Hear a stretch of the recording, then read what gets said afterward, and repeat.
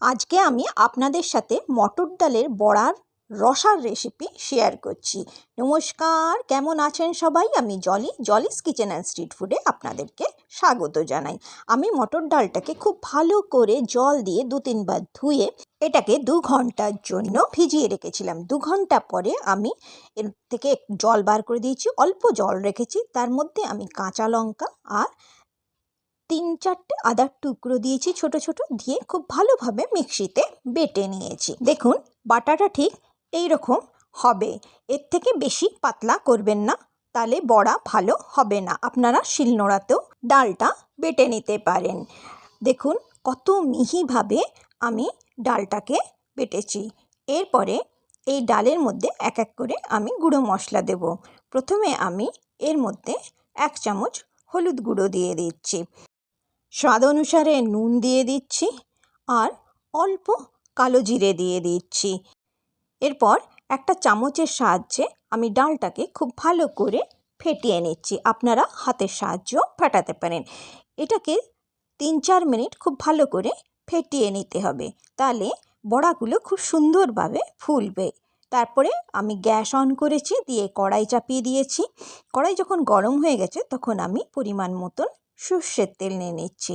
সর্ষের তেলটা যখন খুব ভালো করে গরম হয়ে গেছে তখন আমি এর মধ্যে এক এক করে বড়াগুলো ছেড়ে দিচ্ছি। আমি চামচের সাহায্যে ছেড়েছি, আপনারা হাতের সাহায্যেও বড়াগুলো ছাড়তে পারেন। এইভাবে আমি বড়াগুলোকে ভেজে নেব। দেখুন আমি যেভাবে ছাড়ছি আপনারা ঠিক এইভাবেই বড়াগুলো ছাড়বেন। আমি অল্প তেলে বড়া ভাজছি, আপনাদের ইচ্ছে হলে আপনারা ডুবো তেলেও বড়াটা ভাজতে পারেন। তেলের পরিমাণ বেশি দিয়েও আপনারা বড়াটা ভাজতে পারেন। আমি কম তেলে রান্না করছি, সেই জন্যে আমি তেলটা কম দিয়েই বড়াটা ভাজছি।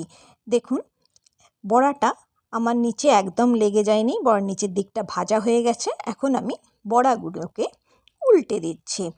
এইভাবেই উল্টে পাল্টে আমি বড়াগুলোকে ভেজে নেব। বড়া ভাজতে 3 থেকে 4 মিনিট সময় লাগে। এইখানে আমি গ্যাসের ফ্লেমটা মিডিয়াম করে রেখেছি। দেখুন বড়াগুলো কত সুন্দর লাল লালভাবে ভাজা হয়ে গেছে, আর বড়াগুলো ফুলেও উঠেছে। এখন আমি বড়াগুলো তেল থেকে উঠিয়ে নিয়ে একটা পাত্রে রেখে দিচ্ছি। ঠিক এইভাবেই আমি ডালের বড়াগুলো ভেজে নেব। এই রেসিপিটা খুবই সহজ আর সরল রেসিপি, আর এর মধ্যে বেশি মশলাও পড়ে না, আর গরমের দিনের জন্য খুব ভালো রেসিপি। আপনারা নিশ্চয়ই একবার ঘরে ট্রাই করবেন। গরম ভাতের সাথে এই রেসিপিটি থাকলে আপনাদের 1 থালা ভাত কখন খাওয়া হয়ে যাবে আপনারা জানতেও পারবেন না।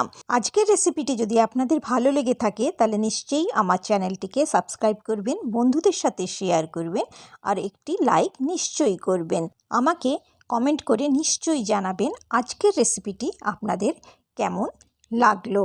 আর এই যে বড়াগুলো দেখছেন, এই বড়াগুলো কিন্তু আপনারা শুধু মুখেও খেতে পারেন, খেতে কিন্তু খুব সুস্বাদু হয়। বড়াগুলো আমার সব ভাজা হয়ে গেছে। এখন যে তেলটা রয়েছে সেই তেলের মধ্যেই আমি একটা কাঁচা লঙ্কা দিয়ে দিচ্ছি, অল্প কালো জিরে দিয়েছি 1/2 চামচের মতো। কাঁচা লঙ্কার কালো জিরেটা যতক্ষণ ভাজা হচ্ছে ততক্ষণের মধ্যে আমি এই পোস্তটা বেটে নেব। এখানে 3 চামচ পোস্ত আছে। এই পোস্ত বাটাটা এখন আমি এই তেলের মধ্যে দিয়ে দিচ্ছি, দিয়ে খুব ভালোভাবে পোস্ত বাটাটা আমি ভেজে নিচ্ছি। যখন জল শুকিয়ে যাবে, তেল ছাড়বে, দেখুন ঠিক এই সময় আমি এর জল দিয়ে দিচ্ছি। জল দেওয়ার পরে সব কিছু আবার ভালোভাবে আমি নাড়িয়ে নিচ্ছি। তারপরে আমি আবার জল দিচ্ছি। আমি অল্প অল্প করে জল দিচ্ছি, আমি একবারে জল মেশাচ্ছি না। আপনারা ঝোল যেমন খাবেন সেই হিসাবে জল দেবেন। এরপরে আমি এর মধ্যে 1 চামচ নুন দিয়ে দিচ্ছি।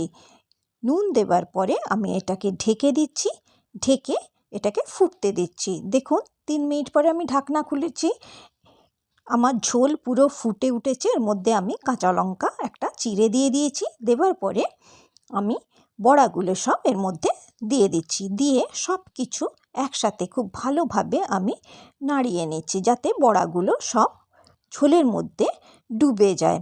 তারপরে আমি এটাকে ঢেকে আবার 2 মিনিটের জন্য ফুটতে দিচ্ছি। 2 মিনিট পরে আমি ঢাকনা খুলেছি।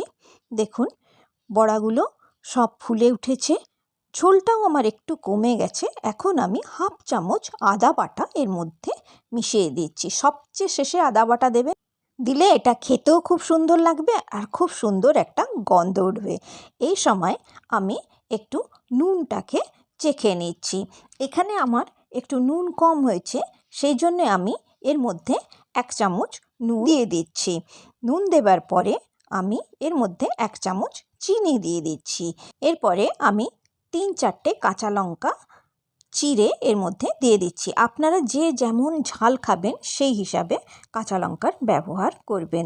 তারপরে আমি সব কিছু মিশিয়ে দিয়ে এটাকে একটু ফুটতে দিচ্ছি। দেখুন এখানে ফুটে গেছে। এখন আমি এর ওপর থেকে কাঁচা সর্ষের তেল দিয়ে দিচ্ছি। দেওয়ার পরে আমি গ্যাসটাকে বন্ধ করে ঢেকে রেখে দিচ্ছি। তৈরি হয়ে গেল আমার মটর ডালের বড়া রসা। এই রেসিপিটি খুবই স্বাস্থ্যকর রেসিপি আর খুব কম মশলাতেই এই রেসিপিটি তৈরি হয়ে যায়। আশা করছি আপনাদের ভালো লেগেছে।